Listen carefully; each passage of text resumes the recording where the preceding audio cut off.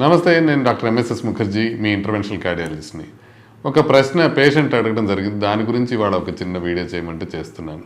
అసలు అన్నం తినేటప్పుడు నీళ్లు తాగొచ్చా తాగకూడదా? కొంతమంది తాగొచ్చు అని చెప్తారు, కొంతమంది తాగకూడదని చెప్తారు. అసలు నిజమేంటి, దీంట్లో సైంటిఫిక్ ఎవిడెన్స్ ఎంతవరకు ఉంది, అసలు కన్సర్న్ ఎందుకు వచ్చింది, అంటే తినేటప్పుడు తాగొచ్చా తాగకూడదా అన్న కన్సర్న్ ఎందుకు వచ్చింది అని అంటే, ముఖ్యంగా మనకి అన్నం తినేటప్పుడు కనుక నీళ్లు తాగితే స్టమక్లో యాసిడ్ ఉంటుంది. ఆ యాసిడ్ కొంతవరకు న్యూట్రలైజ్ అయిపోతుంది. అందుకని సరిగ్గా తిన్నది అరగదు, తిన్నది సరిగ్గా అబ్జర్వ్ కాదు అనేది మిత్ అనమాట. అంటే ఇప్పుడు మనకి బాడీలో ఏముంటుంది, స్టమక్లో హైడ్రోక్లోరిక్ యాసిడ్ ఉంటుంది. కాబట్టి స్టమక్ pH 1.5 నుంచి 2 వరకు ఉంటుంది. నార్మల్గా వాటర్, మనం తాగే వాటర్, ట్యాప్ వాటర్ కానీ లేకపోతే ఆర్వో వాటర్ కానివ్వండి, 7 వరకు pH ఉంటుంది. సో ఆ 7 pH ఉందనుకోండి, 1.5 to 2 pHని ఇంకా కొంచెం పెంచి ఆ యాసిడ్ని డైల్యూట్ చేస్తుంది కొంతవరకు. కాబట్టి యాసిడ్ కొంత ప్రభావకరంగా పని చేయకపోవచ్చు, అందువలన మనం తిన్నది బ్రేక్ డౌన్ అయ్యే అవకాశం తక్కువ ఉంటుంది అనేది మనకి ఒక అనుమానం ఉంది. అయితే ఈ వాటర్ డైల్యూట్ అవుతుంది కానీ బాగా సివియర్గా మనకి pH మారదు. అంతేకాకుండా ఎంజైమ్ ఎఫెక్ట్ బాగా ఏమీ తగ్గదు. ఇదేంటంటే మ్యాయో క్లినిక్లోను హార్వర్డ్ హెల్త్లోను ఇద్దరు స్టడీ చేసి చెప్పింది ఏంటంటే, యాక్చువల్గా వాటర్ ఇంకా మనకి అరగటానికి ఉపయోగపడుతుంది, అంటే అది బ్రేక్ డౌన్ చేయడానికి ఉపయోగపడుతుంది.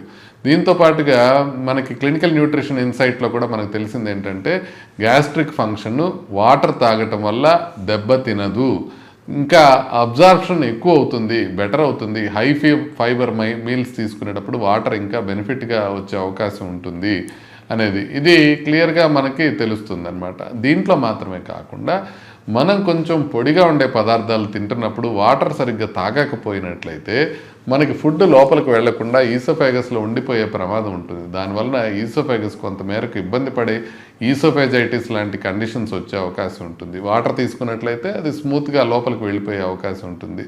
అంటే కొంచెం ఎక్కువ నవలటం, చిన్న చిన్న వాటర్ సిప్స్ తీసుకోవడం అనేది మంచిది. అది స్మూత్ బోలస్ ఫామ్ అవుతుంది, దాంతో బెటర్ అవుతుంది. రెండో ఇంపార్టెంట్ థింగ్ ఏంటంటే, వాటర్ తాగటం వల్ల కొంతమేరకు శాటిటీ పెరుగుతుంది. అంటే ఇప్పుడు మనం క్యాలరీస్ తీసుకునేది కొంతమేరకు తగ్గుతాయి.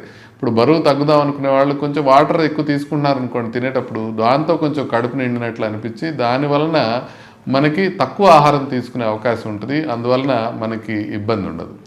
మూడోది ఏంటంటే, మనకి వాటర్ ఎక్కువ కనుక తీసుకుంటే యాసిడ్ తగ్గిపోతుంది, యాసిడ్ ఎఫెక్ట్ తగ్గుతుంది అని అనుకుంటే, స్టమక్లో యాసిడ్ అనేది కంప్లీట్గా వెల్ రెగ్యులేటెడ్గా ఉంటుంది అనమాట. అంటే pH ఏమన్నా పెరుగుతుంది అనుకోండి, 1.5 to 2 కన్నా పెరుగుతుంది అనుకోండి pH, ఇమీడియట్గా అది స్టమక్ ఇంకొద్దిగా యాసిడ్ని ప్రొడ్యూస్ చేసి దాన్ని కరెక్ట్గా మెయింటైన్ చేస్తుంది.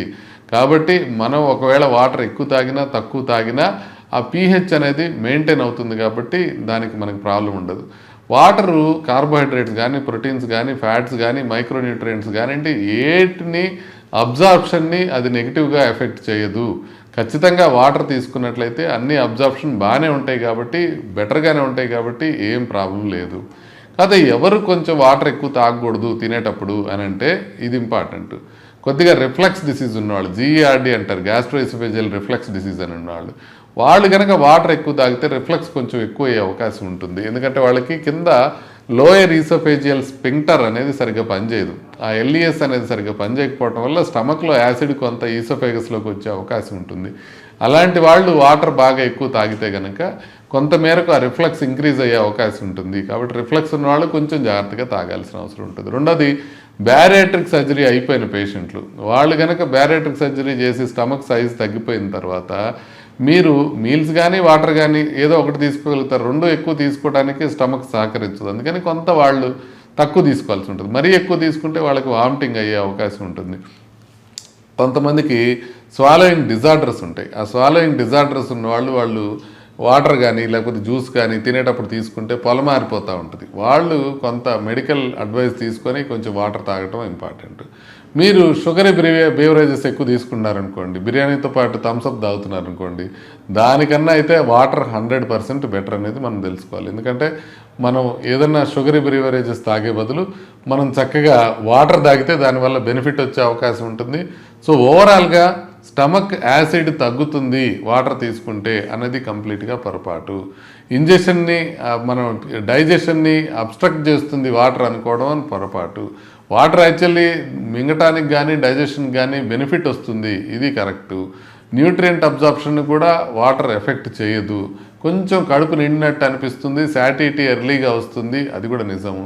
వాటర్ జీఆర్డీ ఉన్నప్పుడు కానీ బ్యారియాట్రిక్ సర్జరీ ఉన్నప్పుడు కానివ్వండి తీసుకోవడం అనేది డాక్టర్ని అడిగి ఒకసారి ఆ పర్యవేక్షణలో తీసుకుంటే సరిపోతుంది. సో ఇప్పుడు కొన్ని వాటర్కి సంబంధించిన క్వశ్చన్స్ గబగబా ఆన్సర్ చేసుకుంటే వెళ్దాం. అసలు రోజులో ఎంత తీసుకోవాలి? మగవాళ్ళు అయితే కొంచెం ఎక్కువ తీసుకోవాలి, లేడీస్ అయితే కొంచెం తక్కువ తీసుకోవాలి. అంటే బాడీ వెయిట్ బట్టి మనకు ఆధారపడి ఉంటుంది. టిపికల్గా 3 లీటర్స్ వాటర్ కనుక రోజుకు తీసుకోగలిగితే అది మంచిది. 8 గ్లాసెస్ ఏ డే తీసుకోవడం మంచిదని అంటారు. డిసీజెస్ ఏమీ లేకపోతే ఇది ఒక రఫ్ గైడ్ కింద బాగానే పనిచేస్తుంది. ఇంకో క్వశ్చన్ ఏముంటుందంటే, మనం సూప్ తీసుకుంటున్నాం, టీ తీసుకుంటున్నాం, కాఫీ తీసుకుంటున్నాం, ఇది వాటర్ కంటెంట్ కింద మనకి అవుతుందా, కౌంట్ అవుతుందా? ఖచ్చితంగా కౌంట్ అవుతుంది. మనం ఏ రకమైన ద్రవ పదార్థం తీసుకున్నా దాంట్లో ప్రిడామినెంట్గా ఉండేది వాటరే కాబట్టి ఇది కౌంట్ అవుతుంది. వాటర్ ఇంటాక్సికేషన్ అయ్యే అవకాశం ఉంటుందా? మరీ ఎక్కువ తాగితే ప్రాబ్లం అయ్యే అవకాశం ఉంటుందా? మీరు 7 లీటర్లు 8 లీటర్లు వాటర్ రోజు తాగినట్లయితే సోడియం లెవెల్స్ తగ్గే అవకాశం ఉంటాయి. ఆ సోడియం లెవెల్స్ తగ్గినప్పుడు కొన్నిసార్లు రేర్గా అది ప్రమాదం అయ్యి కొంచెం ఫిట్స్ కానివ్వండి ఇట్లాంటివి వచ్చే అవకాశం ఉంటుంది. అందుకని ఇన్సేన్గా వాటర్ తాగక్కర్లా, ఆల్రెడీ డీటాక్సికేషన్ బాడీలో అవుతుంటుంది. మినిమం అమౌంట్ ఆఫ్ వాటర్ కావాల్సింది 1.5 లీటర్స్ కావాలి పర్ డే.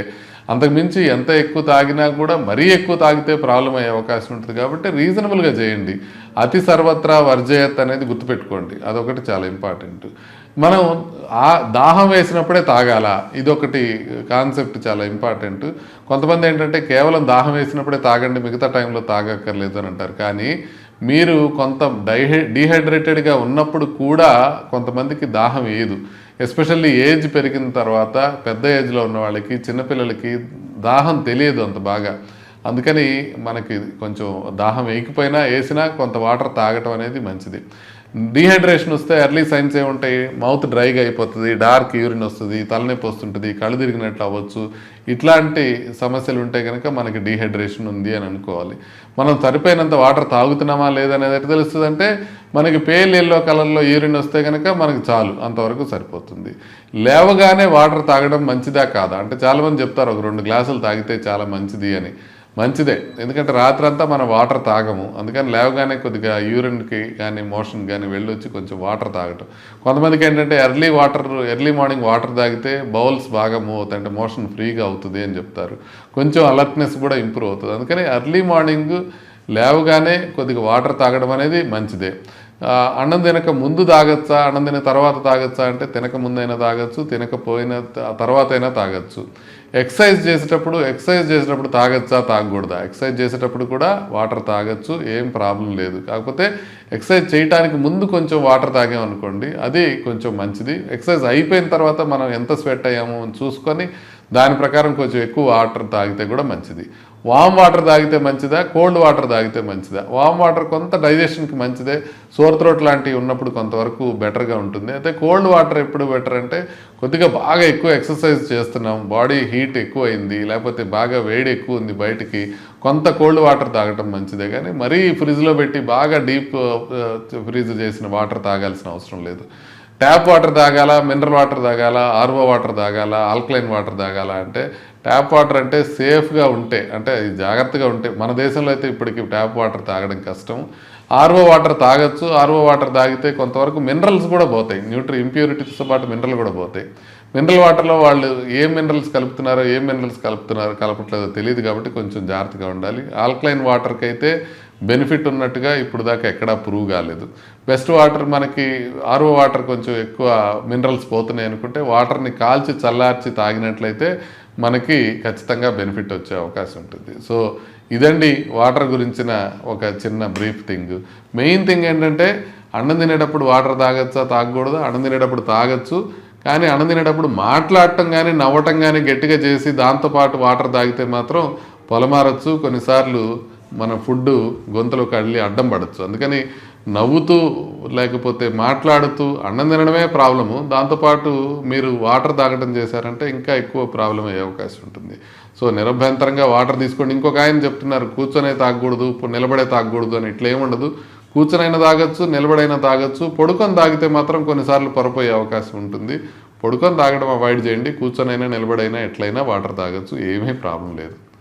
మీకు కనుక ఇన్ఫర్మేషన్ నచ్చినట్లయితే లైక్ చేయండి, షేర్ చేయండి, ఈ ఛానల్కి సబ్స్క్రైబ్ చేసుకోండి. నమస్తే.